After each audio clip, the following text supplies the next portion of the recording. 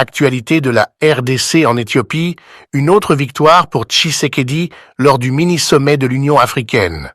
Au cours d'une session à huis clos de haut niveau de la mini-réunion sur la situation sécuritaire en RDC, abordant le conflit en cours dans la République démocratique du Congo, RDC, le président Félix Tshisekedi a prononcé une déclaration résolue et franche, remettant en question les récits prédominants et adoptant une position solide contre l'agression extérieure. Les paroles du président ont ensuite été partagées par Patrick Muyaya, le ministre de la Communication, sur sa page Twitter, offrant des éclairages sur l'atmosphère et les points clés discutés lors de la réunion. Au cours de cette réunion, le président Félix Tshisekedi a également mis en évidence l'implication du Rwanda dans la perpétuation de l'insécurité et le pillage des ressources à l'est du Congo. Patrick Muyaya a résumé les déclarations du président Tshisekedi, RDC, démanteler les mensonges et les manipulations, attaquer le mal, rétablir la vérité avant de parler de paix. Les remarques du président se caractérisaient par l'ouverture, la franchise et la détermination à aborder les causes profondes du conflit. Le président Tshisekedi a affirmé sans équivoque « Cette guerre n'est pas une invention de la RDC », contestant toute tentative de déformer les origines du conflit. Il a souligné que le conflit en cours sert d'outil pour l'exploitation continue du pays, profitant non pas à la RDC, mais plutôt au Rwanda et à ses complices. L'affirmation du président met en lumière son engagement à dévoiler les véritables motifs derrière le conflit et à résister aux influences extérieures cherchant à exploiter la RDC. De plus, Tshisekedi a rejeté l'idée de devenir le protecteur d'une communauté d'un pays voisin, soulignant l'importance de maintenir la souveraineté et l'autonomie de la RDC. Cette position reflète l'engagement du président à protéger les intérêts de sa nation sans céder aux pressions extérieures. Dans une déclaration audacieuse, le président Tshisekedi a déclaré « Nous ne négocierons jamais avec le M23 », signifiant une position ferme contre l'engagement avec les groupes armés impliqués dans le conflit. Cette position inflexible souligne l'engagement du président à trouver une résolution qui privilégie les intérêts et le bien-être du peuple congolais. Clôturant sa déclaration, Tshisekedi a exprimé un désir sincère de paix, mais a souligné que cela ne devrait pas se faire à n'importe quel prix. Cette approche nuancée indique un engagement à assurer une paix durable et juste qui aborde les causes profondes du conflit et garantit le bien-être et la prospérité de la RDC et de son peuple. Les remarques franches et audacieuses du président Tshisekedi lors de la réunion soulignent son dévouement à affronter les défis auxquels est confrontée la RDC et à rechercher une résolution conforme aux meilleurs intérêts de la nation. Les déclarations établissent également le ton pour une approche renouvelée et assertive pour aborder les complexités du conflit et de ses implications régionales. La récente mini-réunion organisée par le président angolais Lourenço a réuni des acteurs clés dont le président Félix Tshisekedi de la République démocratique du Congo, RDC, et le président Paul Kagame du Rwanda pour aborder le conflit en cours dans l'est de la RDC, en particulier avec le groupe rebelle M23. Le sommet visait à trouver des solutions diplomatiques aux problèmes régionaux complexes, mais il a révélé une impasse diplomatique et a souligné l'importance du système désarmement et cantonnement. Le président Tshisekedi a affirmé l'engagement de la RDC à résoudre le conflit par le biais de mécanismes établis, notamment le système désarmement et cantonnement. Il a souligné que le pays avait déjà exprimé sa position sur la question et a exposé un processus simple de désarmement et de cantonnement. Tshisekedi a maintenu que si le M23 refusait de coopérer, il ferait face aux conséquences, signalant une approche ferme pour traiter le groupe rebelle.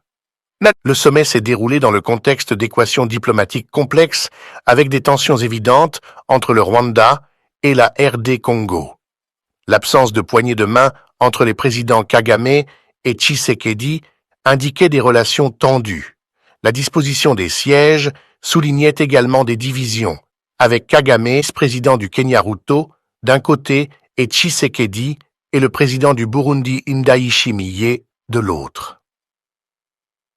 Malgré son intention de trouver un terrain d'entente, le sommet n'a pas révélé de révélations révolutionnaires, soulignant la complexité de la situation. Le refus d'une poignée de main et la division évidente dans la disposition des sièges laissaient entrevoir les difficultés à favoriser la coopération entre les nations concernées. La mise en garde implicite du président Tshisekedi concernant les conséquences pour le M23 si la non-coopération persiste ajoute une couche d'incertitude quant à l'avenir du conflit. La mini-réunion sur le conflit dans l'Est de la RDC, organisée par le président angolais Lourenço, a révélé les dynamiques diplomatiques complexes entourant la question du M23. La position ferme du président Tshisekedi sur le système désarmement et cantonnement et les conséquences de la non-coopération envoient un message clair selon lequel la RDC doit aborder le conflit par le biais de mécanismes établis. Cependant, l'absence de progrès tangibles lors du sommet souligne les défis pour trouver un terrain d'entente et résoudre les problèmes régionaux complexes. La situation sécuritaire à l'est de la République démocratique du Congo s'invite au débat des chefs d'État ici à Addis Abeba, chef-lieu ou les sièges de l'Union africaine. Le président de la République, Félix-Antoine Tshisekedi Tshilombo, y est attendu en début d'après-midi, c'est vendredi.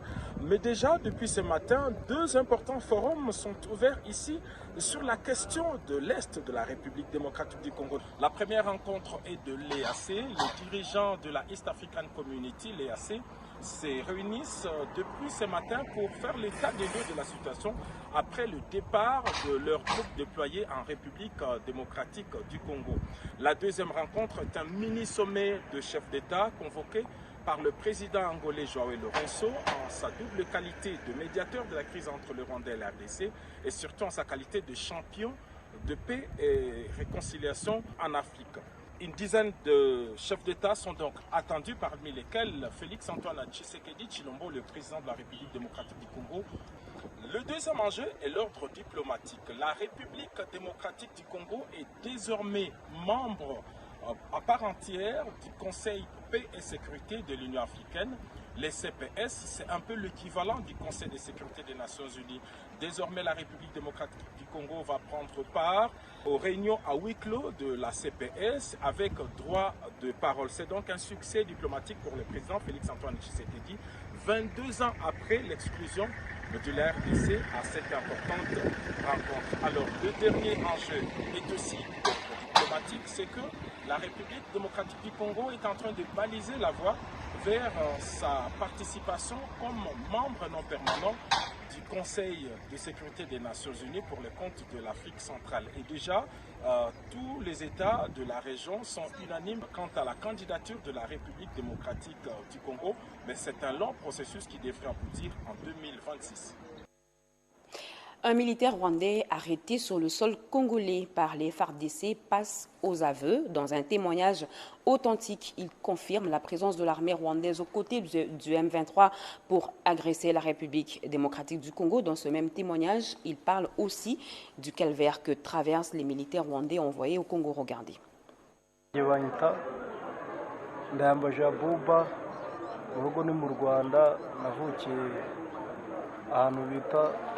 Kayonza mfite imyaka 22 ninjiye mu gisirikare cy'u Rwanda 2022. On m'appelle Ndayambaji Abouba. Chez nous c'est au Rwanda. Je suis né à Kayonza. J'ai 22 ans. Je me suis fait enrôler dans l'armée rwandaise RDF en 2022. Je fais une formation d'une année avant de poursuivre l'autre formation. C'est en début de cette année 2024 que j'ai fini ma formation. Après notre formation, on nous avait pris et amenés au Congo pour venir combattre tous ensemble avec nos amis. Aussitôt arrivés dans les villages du Congo, les affrontements ont commencé et l'on a pilonné notre position.